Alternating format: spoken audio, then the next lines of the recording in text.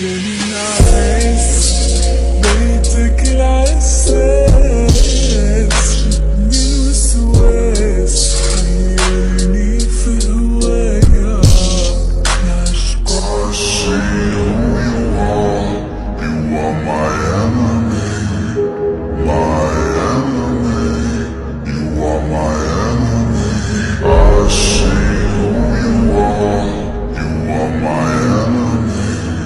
السلام عليكم ورحمة الله وبركاته. ازيكم يا جماعة، عاملين ايه؟ معاكم معتز ياسر، ورجعنا في الحلقة الثالثة من سلسلة الهاكر الأخلاقي للمبتدئين.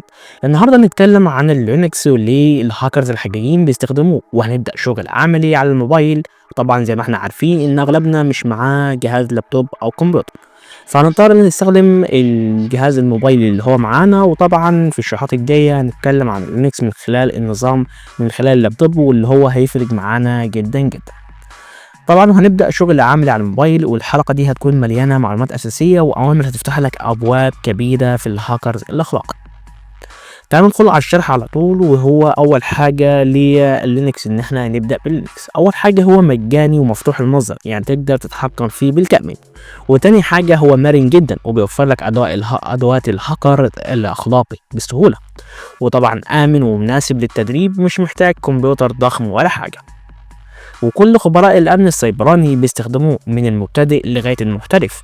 وكده لو انت فهمت اللينكس انت جاهز لأي حاجة بعد كده. وتاني حاجة هي تثبيت بيئة اللينكس على الموبايل. طبعا زي ما احنا عارفين هنستخدم تطبيق اللي هو تيرمكس. طبعا في ناس كتير عارفاه، واللي معرفوش هو برنامج بيتيح لنا ان احنا نستخدمه كأنه لينكس على الموبايل. بعد كده اول حاجة بنروح هنفتح جوجل بلاي، وبعد كده بندور على ترمكس بنحمله، بنخش على البحث كده وبنكتب ترمكس. طبعا بتلاقيه اول واحد معانا هنا، وزي ما انت شايف كده هو التطبيق ذاتي. بعد كده بنضغط على فتح. طبعا انا التطبيق ثبت التحديثات بتاعته او النظام بتاعه اول مرة، وطبعا انت لازم تكتب الاوامر اللي هقولك عليها دلوقتي. واول حاجة احنا هنحتاج ان احنا نحدث كل الحزم الاساسية ونخلي النظام جاهز للبدء. اول حاجة بنكتب الامر ده،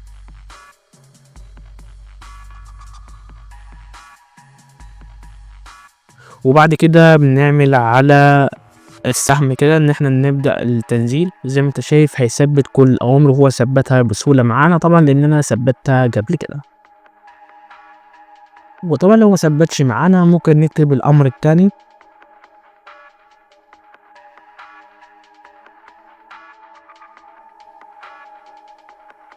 وبعد كده لو جاب لنا علامة اللي هو كونتينيو نضغط على يس اللي هو حرف الواي.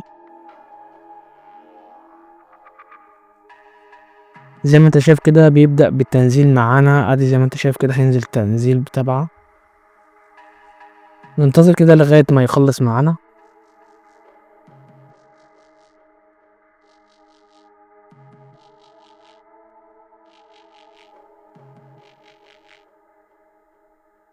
طبعا احنا ممكن نرفع سرعة النت عندنا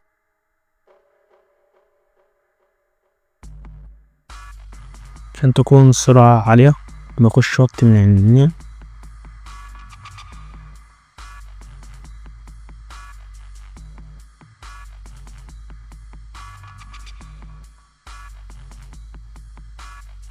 وزي ما انت كده شايف حمل معانا اول حاجة اللي هو تحدث النظام بالكامل. بعد كده بنثبت بعض الادوات الاساسية، واللي هي ادوات الجيت لتحميل الملفات والكود. نعمل على بيت كده، بعد كده بنعمل انستول.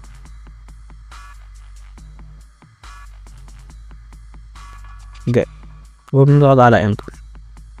زي ما انت شايف كده ثبتها بدون اي مشاكل. طبعا نثبت محرر النصوص من خلال الامر ده،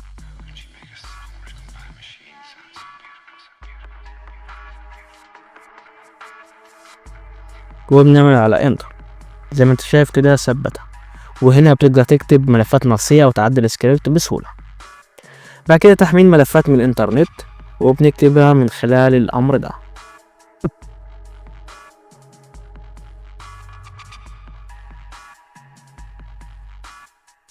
زي ما انت شايف كده ثبتها معانا. بعد كده تعمل تحميل الملفات، واللي هو من خلال الامر ده.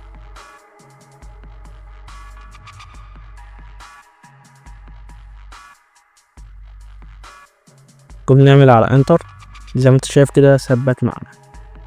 بعد كده تثبيت اللي هي بايثون للتطبيقات والامن والبرمجيه، وبنعملها بالامر ده.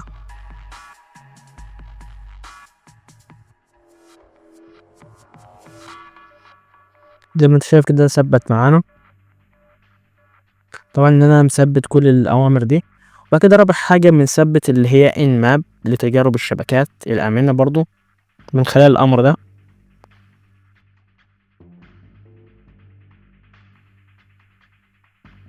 زي ما انت شايف كده تقدر تعمل فحص شبكات آمنة على جهازك أو شبكة خاصة للتدريب، مهم جدا لفهم الأساس لمسح الشبكات قبل ما تستخدم أي أدوات أكبر. بعد كده للتأكد من كل حاجة شغالة بتكتب الأوامر دي زي ما مكتوبة.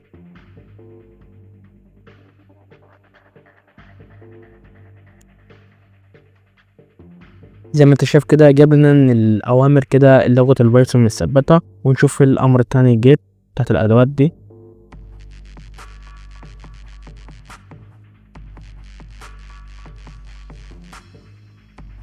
زي ما انت شايف برضو متثبتة، ونشوف آخر حاجة أداة الإن ماب برضو متثبتة ولا لأ.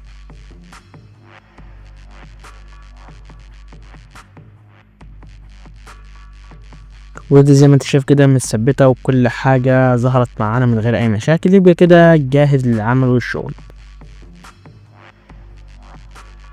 وطبعا كل حاجة تعملها على تيرمكس خليها في بيئة آمنة، ومتطبقش أي تجربة على أجهزة أو مواقع غير بتاعتك بس. بعد كده احنا ظبطنا الجهاز أو التيرمكس إنه يكون جاهز للعمل وكل حاجة معانا بسهولة. بعد كده بنروح للأوامر اللي هي الأساسية واللي هي لازم إن احنا نكون عارفينها، لأن بعد كده هنخش على لينكس من خلال اللابتوب، لازم نكون عارفين كل حاجة من خلال الأدوات دي. أول حاجة اللي هو بيعرف المسار الحالي، واللي هو من خلال الأمر ده، وبتعمل على انتر. وهنا بيقول لك ان الداتا بعد كده جم تيرمكس فايلز هوم، واحنا كده في صفحة الهوم بتاعة التيرمكس. ده هيوريك انت دلوقتي فين داخل المجلدات. طيب لو عايزين عرض الملفات او المجلدات من خلال الامر ده ls، زي ما انت شايف كده من خلال الاستورج احنا في التخزين بتاعنا، وهنا بيعرض لك كل الملفات والمجلدات. طب لو عايزين ننشئ ملف جديد بنعمل من خلال الامر ده.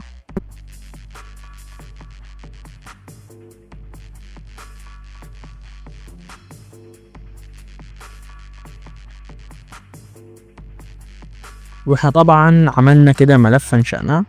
بعد كده بندخل، بعد كده لو عايزين نخش للملف بنعمل cd، بعد كده my first folder.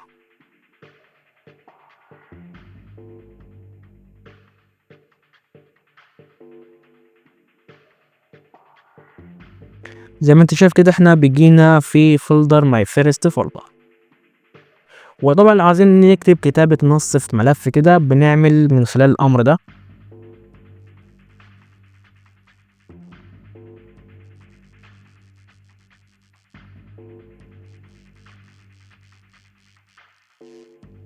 بعد كده بنقفل كده التكست،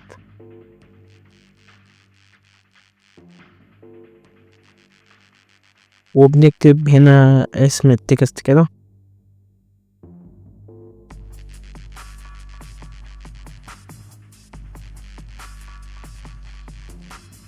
وبنعمل على انتر. زي ما انت شايف كده كتبنا hello hacking. بعد كده احنا لو عايزين نقرا الملف محتوى الملف اللي احنا كتبناه بنكتب كده cat explain text.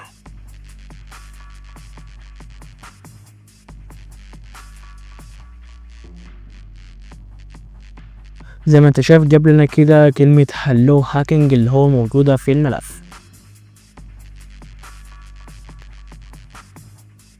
طيب احنا لو عايزين نحذف الملف ده بنعمل على كلمة rm، بعد كده examine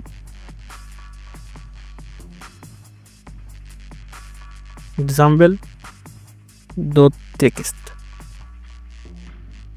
وبنعمل على انتر. وكده احنا حذفنا الملف. طب احنا لو عايزين نحذف المجلد كامل بنعمل ارقام، نعمل على CD، تمام. بعد كده دوت، بعد كده نكتب الامر ده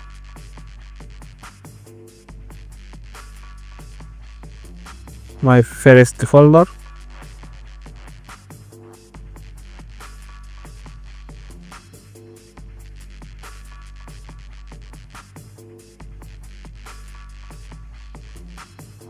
وبنعمل على انتر.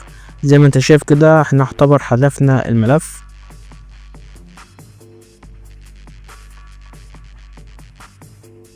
طبعا نجرب كل الاوامر على الموبايل، ودول اول خطوه لفهم بيت اللينكس قبل ما تدخل على ادوات الهاكر.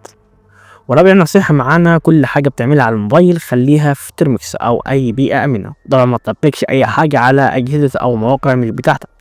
جرب اوامر بسيطه في البدايه عشان تبني اساس قوي قبل البدايه المعقده. وخامس حاجة، التعرف على الشبكات من اللينكس. حتى على الموبايل تقدر تعمل شوية تجارب لفهم الشبكات. طبعا أول حاجة لو عاوز تعرف معرف ال IP بتاع الموبايل بتكتب من خلال الأمر ده،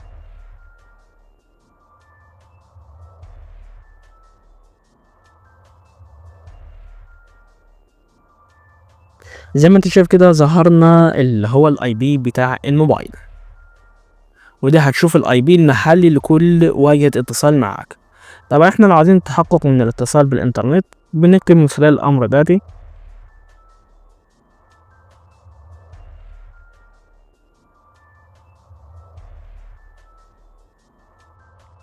طبعا زي ما انت شايف في رد قدامنا، معناه كده الموبايل متصل بالإنترنت.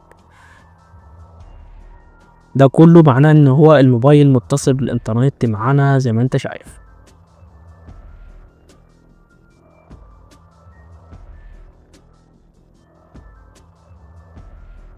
وطبعا ضغطنا على IP كده هتشوف كل الشبكات والماك ادرس بتاع الموبايل. وهنا الكلمة دي كونكت بين نيكلت كده سوكت، ده معناه ان مفيش شروط على الموبايل او مش واخد اي صلاحيات الجهاز. طبعا ده هنشوفه في حلقات تانية ازاي هنقدر ان احنا نستخدم الاوامر اللي هي فيها زي وصول اكتر بدون روت. طبعا الموبايل ده كان عليه روت وحاليا مش موجود عليه روت. طبعا هعمل روت على الموبايل وهوريك برضو ازاي نقدر ناخد صلاحيات جامده من خلال الروت من الموبايل. وطبعا الروت هنستفاد منه جدا جدا جدا في الهاكر الاخلاقي. وهو فهم الشبكات من اللينكس هيساعدك بعدين في تحليل الشبكات وادوات الهاكر. وطبعا تحضير بيئه اختباريه امنيه على الموبايل ممكن تستخدم الترمكس زائد ادوات قانونيه زي الانماب لتحقيق من الشبكات.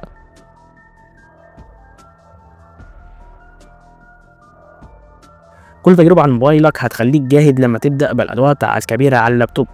وطبعا هنا اللينكس هو بوابة الهاكر الأخلاقي، والموبايل كفاية تبدأ بيه وتعود على التيرمينال وأوامر أساسية. وفهم الشبكات على اللينكس هيسهل عليك كل أدوات الهاكرز بعدين. وطبعا قول لي لو جربت الأوامر دي على الموبايل وإيه أكتر حاجة عجبتك وإيه محتاج شرح تاني أكتر. طبعا ده تكتب له كله في الكومنتات. وطبعا كمان هسيب لك كل الاوامر دي في صندوق الوصف. وطبعا في الشروحات الجايه هنتكلم برضو عن اوامر تانية، وده كان بسيط جدا تثبيت الترمكس على الموبايل وفهم الاساسيات البدائيه للترمكس. وبس كده، اعمل لايك واشترك في القناه واكتب في الكومنت انك انت جاهز تتعامل اللينكس. وطبعا المحتوى ده للتعليم فقط بغرض الحمايه والتوعيه، واي تجربه عمليه لازم تكون على جهازك الشخصي او بيئه امنيه. كان معكم معتز ياسر، ونشوفكم في الحلقه الجايه عن بقية الأوامر اللي خلال اللينكس للمبتدئين والهاكر. وطبعا الحلقة الجاية مش هتكون الحلقة الرابعة دي، هتكون طبعا في كمالة لبقية الأوامر دي، لأن الحلقة الرابعة هنتكلم عن لغة البايثون وأوامر من لغة البايثون للمبتدئين. وبس كده، لو عجبت الحلقة دوس لايك ويلا سلام.